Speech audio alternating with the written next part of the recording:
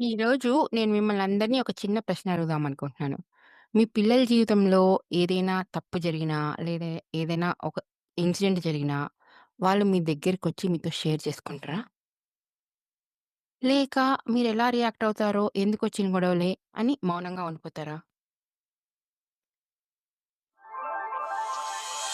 అందరికీ నమస్కారం. నేను మీ సుహాస్‌ని. పేరెంట్స్‌లో ఒక చిన్న మాట పాడ్‌కాస్ట్ షో నుంచి ఈరోజు మీ అందరితోని ఇంకొక చిన్న విషయం, చిన్న ప్రశ్నని అడగడానికి వచ్చేసాను. చిన్నదే కానీ అది చాలా ఇంపార్టెంట్ అయిన విషయం. ఏంటి అని అడుగుతున్నారా? అదేనండి మన పిల్లలతో మనకుండే కనెక్షన్ గురించి. మార్కుల గురించి కాదు, రొటీన్స్ గురించి కాదు, డిసిప్లిన్ గురించి అంతకంటే కాదు. కానీ లోతుగా అందరికీ కావాల్సిన ముఖ్యమైన విషయం గురించి మాట్లాడటానికొచ్చాను. అదే మన పిల్లలతో మనకుండే మీ అందరికీ తెలుసు ఈ రోజుల్లో పిల్లలు చాలా డిఫరెంట్ ప్రపంచంలో గ్రో అవుతున్నారు. సోషల్ మీడియాతో గ్లోబల్ విలేజ్‌లోని ఆన్‌లైన్‌లో ఫ్రెండ్సు, సోషల్ ఎక్స్‌పోజరు ప్రపంచమంతా వాళ్ళ గుప్పెట్లో లేదు వాళ్ళ చేతిలో ఉండే మొబైల్‌లో ఉంది. అవునా? సో, ఎప్పుడూ మనం వాళ్ళతో ఉండలేం. కానీ మనం వాళ్ళకి ఆహ్, వ ఎప్పుడూ తోడుండే ఒక విషయాన్ని మటుకు బిల్డ్ చేయగలం. ఏంటి ఆ విషయం అని అనుకుంటున్నారా? ఆస్తులు, అంతస్తులు, భవనాలు, ఫ్లాట్లు, ఇల్లు అనుకుంటున్నారా? అవేవి కాదండి. ఒక సేఫ్ స్పేస్. రేపొద్దున వాళ్ళు ఏ ప్రమాదంలో పడ్డా, ఏ సంశయంలో పడ్డా, ఏ సందేహంలో పడ్డా, వెనక్కి తిరిగి మన దగ్గరికి వచ్చి మనతో షేర్ చేసుకునే గలిగిన స్వేచ్ఛని మనం వాళ్ళకివ్వటం. ఒక సేఫ్ స్పేస్ అనే ఒక నెట్‌ని వాళ్ళకి బిల్డ్ చేయటం. ఇప్పుడు ఒక చిన్న ఎగ్జాంపుల్ తీసుకుందాం. మీ స్కూల్‌కెళ్ళే పిల్లవాడు వచ్చి, "ఈరోజు నాకు ఫ్రెండ్‌తో ఒక ఫైట్ అయింది" అని చెప్పాడనుకోండి. నేను అంటాను, "ఆడు మంచోడు కాదులేరా! వాడితో మాట్లాడకు." లేదు నువ్వే ఏదో చేశావేమో! అందుకే ఫైట్ అయిందేమో! అని ఏదో ఒక రియాక్షన్ పాస్ చేస్తారు కదా! ఒక జడ్జ్‌మెంట్.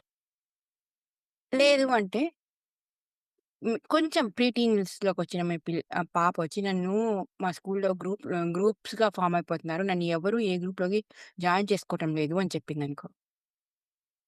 అదేం పెద్ద విషయం కాదు. ఈ స్కూల్‌లో ఫ్రెండ్సు స్కూల్‌తోనే సరి. రేపొద్దున కాలేజ్‌లో ఇంకో కొంతమంది ఫ్రెండ్స్ ఉంటారు. సో, ప్రతి దగ్గర నీ అంతట నువ్వు ఇండిపెండెంట్‌గా ఉండటం నేర్చుకోవాలి. అంతేగాని అస్తమానం ఫ్రెండ్స్ అని డిపెండ్ అవ్వకూడదు అని అని ఇంకా ఏవేవో అంటుంటారు జడ్జిమెంటల్‌గా. అవునా? ఇంకొంచెం టీనేజ్‌లోకొచ్చిన పిల్లలొచ్చి నాకు ఒక ఫ్రెండ్ మీద చిన్నగా ఒక స్పెషల్ ఫీలింగ్ లాంటిది కలుగుతోంది. వెంటనే నీకీ అవసరమా ఈ ప్రేమలు, దోమలు ఈ వయసులోని? ముందు నీ గోల్ ఏంటి? డాక్టర్ అవ్వు, లేదా ఇంజినీర్ అవ్వు అని చెప్పి తిట్టడం స్టార్ట్ చేస్తాం కోపంతో. అవునా? ఇంకా ఎక్కువ మాట్లాడితే ఈ చదివే ఏజ్‌లో ఇవన్నీ అవసరం లేదని చెప్పి తిట్టేస్తాం.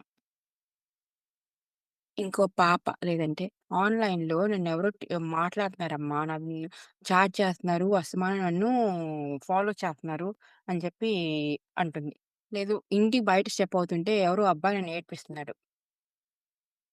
ఎందుకు నీ జాగ్రత్తలో నువ్వు సరిగ్గా ఉంటే సరిపోదా? డ్రెస్ సరిగ్గా యేసుకుంటే ఎవరు నిన్ను ఏడిపించరు. నువ్వు పద్ధతిగా ఉంటే కదా ముందు.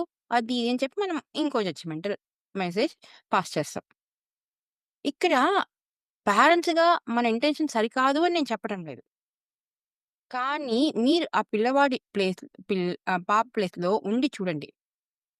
నా ప్రాబ్లమ్ ఏంటో చెప్పుకోవడానికి నేనెళ్ళాను. కానీ నన్ను అర్థం చేసుకోకుండా ఎదురు నన్నే చేస్తున్నారు.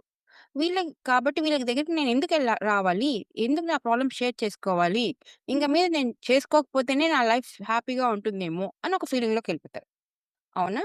అప్పుడే మన పిల్లలకి, మనకి మధ్యలో ఉండే కనెక్షన్ బ్రేక్ అవ్వడం స్టార్ట్ అవుద్ది.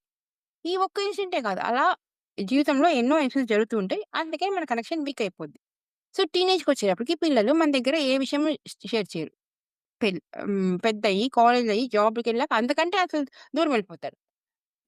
తర్వాత పెద్దయ్యాక మా పిల్లలు నాతో మాట్లాడటం లేదు. అస్తమానం ఉద్యోగము, ఇల్లు అంటారు. వచ్చినా పేపర్ పట్టుకొని కూర్చుంటారు. మొబైల్ పట్టుకొని కూర్చుంటారు. నాతో ఎప్పుడు ఏం మాట్లాడరు. వాళ్ళు మాట్లాడే మాటలు మీరు వింటే కదా! వాళ్ళు మీతో వచ్చి మాట్లాడేది. అందుకే ఈ రోజు నుంచి ఒక చిన్న షిఫ్ట్ చేసుకుందాం నా పేరెంటింగ్ స్టైల్‌లోని. మన పిల్లలు వచ్చి మన దగ్గరికి ఏదైనా వచ్చి చెప్పినప్పుడు వెంటనే రియాక్ట్ అవ్వకండి. అడ్వైజు ఇవ్వకండి. జడ్జిమెంటు పాస్ ఆన్ చేయకండి. నాకు ఒక ఫ్రెండ్ మీద ఒక స్పెషల్ ఫీలింగు లేదా చిన్న క్రష్ ఉంది. అవునా? ఎందుకు? ఏమైంది? ఆ పాప, బాబు డిఫరెంట్‌గా ఉన్నారా? What did you like in them? అది పాజిటివ్ క్వాలిటీనా? నెగెటివ్ క్వాలిటీనా? వినండి. క్వెషన్స్ అడగండి. అప్పుడు మీకు వాళ్ళకి అర్థమవుద్ది. మా మమ్మీ, డ్యాడీ మా అమ్మ, నాన్న నాతో వింటున్నారు నా మాటలు. నా మనసులో ఫీలింగ్‌ని తెలుసుకోవాలని అని ట్రై చేస్తున్నారు అని చెప్పి. ఇవి వాళ్ళని ఎంకరేజ్ చేయడానికి కాదు. రేపొద్దున ఇదే విషయం వాళ్ళకి ఈ క్రష్ అన్నది మంచిది కాదు. దీని నుంచి మనం వేరే మన లైఫ్‌లోని గోల్స్ నుంచి మనం డీవియేట్ అయిపోతాము. ఇది జస్ట్ టెంపరరీ ఫేజు అని చెప్పి మనం చెప్పడానికి మనకు ఒక అవకాశం ఉంటుంది. క ఆ అవకాశం రావడం మూలంగా మన రిలేషన్‌షిప్‌లో గూడా ఒక పెద్ద మార్పొస్తుంది. మన పిల్లలు మనతో ఇంకా ఎక్కువ క్లోజ్ అవుతారు. ఒకటి గుర్తుపెట్టుకోండి ఫ్రెండ్స్.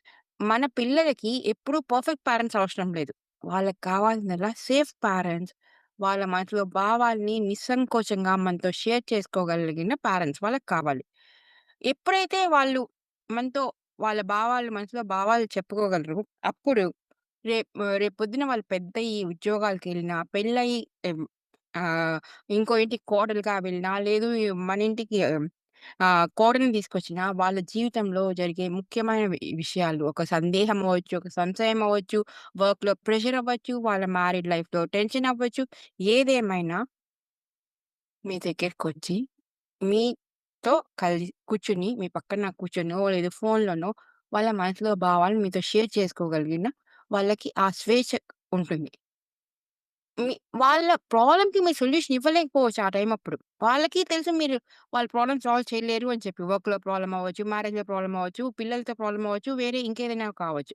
కానీ మీరు బిల్డ్ చేసిన ఈ సేఫ్టీ నెట్ మూలంగా మీ పిల్లలు ఆ పెద్ద వయసు లోకెళ్ళాక కాలేజ్‌లో, జాబ్‌లోకెళ్ళినప్పుడైనా వాళ్ళు వచ్చి మీ పక్కన కూర్చొని మాట్లాడటం మూలంగా వాళ్ళ మనసులో భారం తగ్గుతుంది. ఎప్పుడైతే మనసులో భారం తగ్గుతుందో వాళ్ళు అదే ప్రాబ్లమ్‌ని సరికొత్త దృక్పథంలో చూస్తారు. ఆ ప్రాబ్లమ్‌కి సొల్యూషన్ దొరుకుతుంది.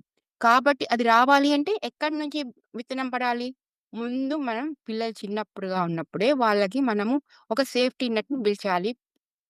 పేరెంట్స్ నిన్నెప్పుడు జడ్జ్ చేయరు. నువ్వు ఎలా ఉన్నా వాళ్ళు నిన్ను లవ్ చేస్తారు అని చెప్పిన ఒక కాన్ఫిడెన్స్ వాళ్ళకివ్వాలి. అదే ఒక నిజమైన పేరెంట్ ఒక లక్ష్యం. ఇదే ఈ రోజుటి పాడ్‌కాస్ట్ ఎపిసోడ్ యొక్క ముఖ్య ఉద్దేశము. ఎందుకంటే ఈ పేరెంటింగ్ అనే జర్నీలో మన అందరం నేర్చుకుంటున్నాం. కలిసి నేర్చుకుంటున్నాం. కాబట్టి ఒకవేళ ఈ ఎపిసోడ్ గనుక మీకు నచ్చితే ఇంకో పేరెంట్‌తో షేర్ చేయండి. ఎందుకంటే ఇంకో పేరెంట్ గూడా ఇదే మెసేజ్ వినాల్సిన అవసరం వాళ్ళకి రావచ్చు. వచ్చే వారం ఇంకో సరికొత్త చిన్న మాటలో కలుద్దాం. అది గూడా ఇంకో మంచి మీనింగ్‌ఫుల్ టాపిక్ ఉంటుంది. అంతవరకు సెలవు. Take care. బాయ్.